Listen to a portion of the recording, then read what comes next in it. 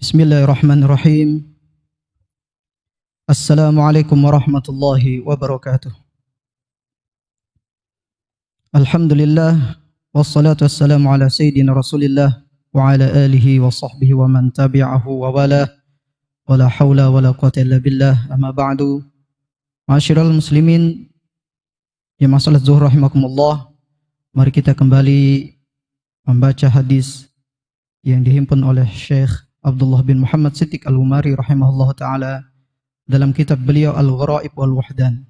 Hadis yang ke-67 melalui jalur Sayyidina Anas bin Malik radhiyallahu ta'ala anhu.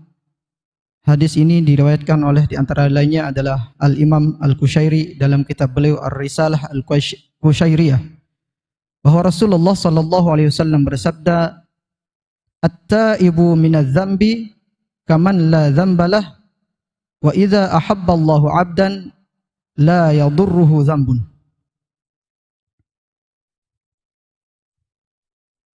Orang-orang yang bertaubat dari dosa-dosanya itu seperti orang yang tidak memiliki dosa. Dan apabila Allah Subhanahu wa taala mencintai seorang hamba, maka hamba tersebut tidak akan dirusak oleh satu dosa pun. Masyiral muslimin rahimakumullah, ini adalah bentuk kemurahan, kebaikan Allah Subhanahu wa taala kepada kita semua sebagai hambanya. Allah Subhanahu wa taala senantiasa membukakan pintu taubat untuk kita. Karena pada hakikatnya kita adalah manusia yang tidak akan pernah luput, tidak akan pernah lolos dari perbuatan dosa dan kesalahan. Untuk itu Allah Subhanahu wa taala membukakan kemurahannya, rahmahnya kepada kita. Ketika kita melakukan perbuatan dosa, maka Allah Subhanahu wa taala menyediakan ampunan bagi kita melalui pintu taubat. Sebagaimana yang kita kaji pada minggu yang lalu,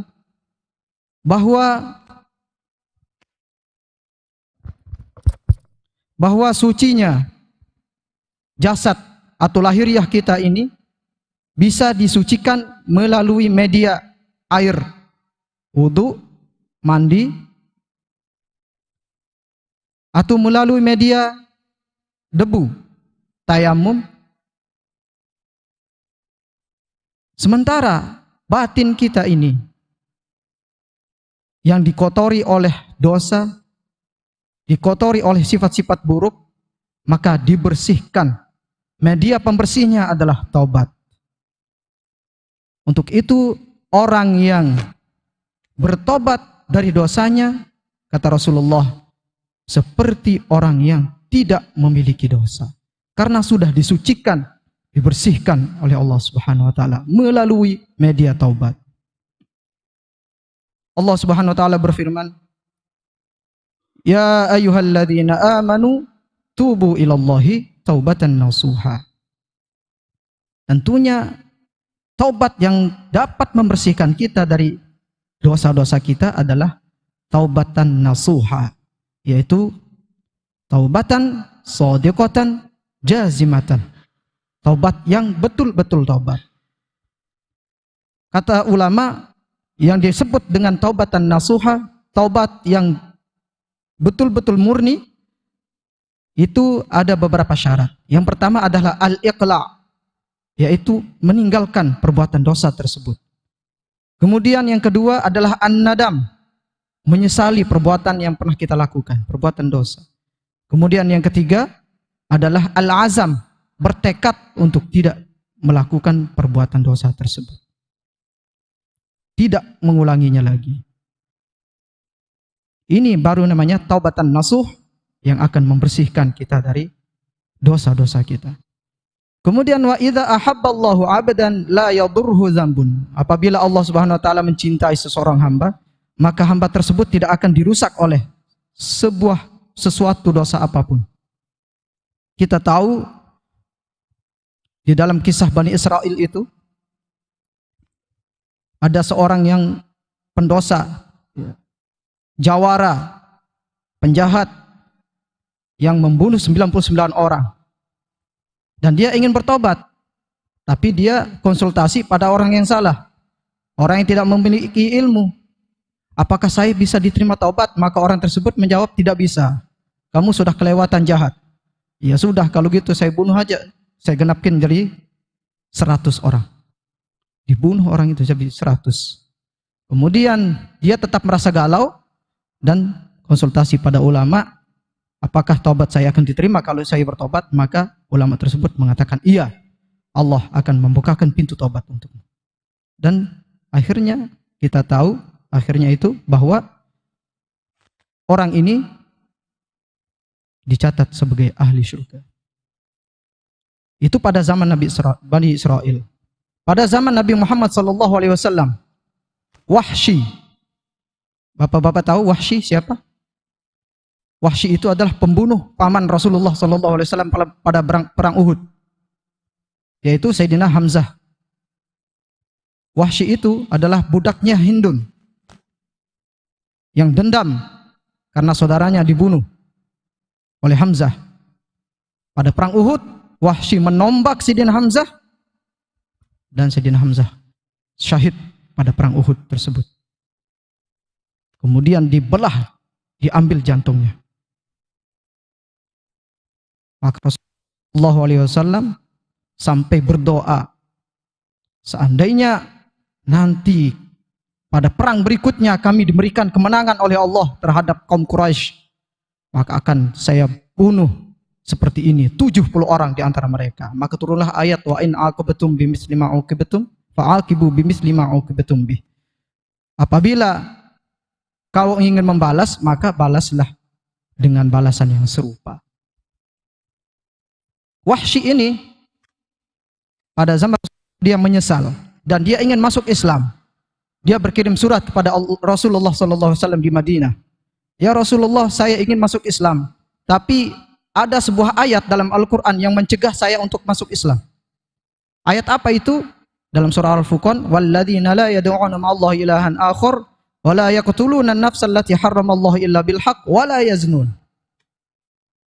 Ini mencegah saya untuk masuk Islam, yaitu orang-orang yang tidak berdoa selain kepada Allah, tidak membunuh dan tidak berzina. Padahal tiga dosa ini saya lakukan, kata si Wahsy ini. Bagaimana kalau saya bisa masuk Islam? Maka turunlah ayat, illa man taba wa amila amalan salihan fa ulaika yubaddilu sayyi'atihim hasanat wa kana Allahu ghafurur rahim. Dalam surah Al-Furqan lanjutannya, kecuali orang-orang yang bertobat, orang-orang yang beriman dan bertobat dan melakukan amal soleh, maka mereka itu akan diganti kesalahannya oleh Allah dengan kebaikan-kebaikan.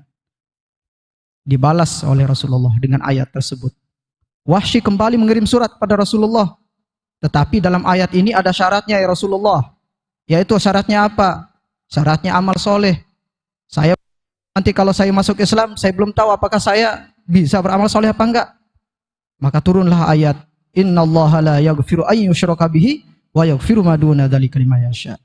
Rasulullah mengirimkan ayat itu dengan mulai di surat, Allah Subhanahu wa taala akan mengampunkan semua dosa kecuali dosa syirik bagi Allah yang kehendaki.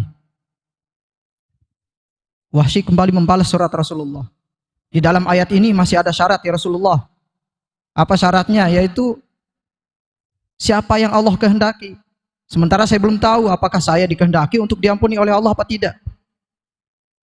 Maka turunlah ayat dalam surah Az-Zumar, qul ya ibadiyalladzina asrafu ala anfusihim la taqnatu min rahmatillah innallaha yaghfirudz dzunuba jami'a. Dikirimkan kepada Wahsy.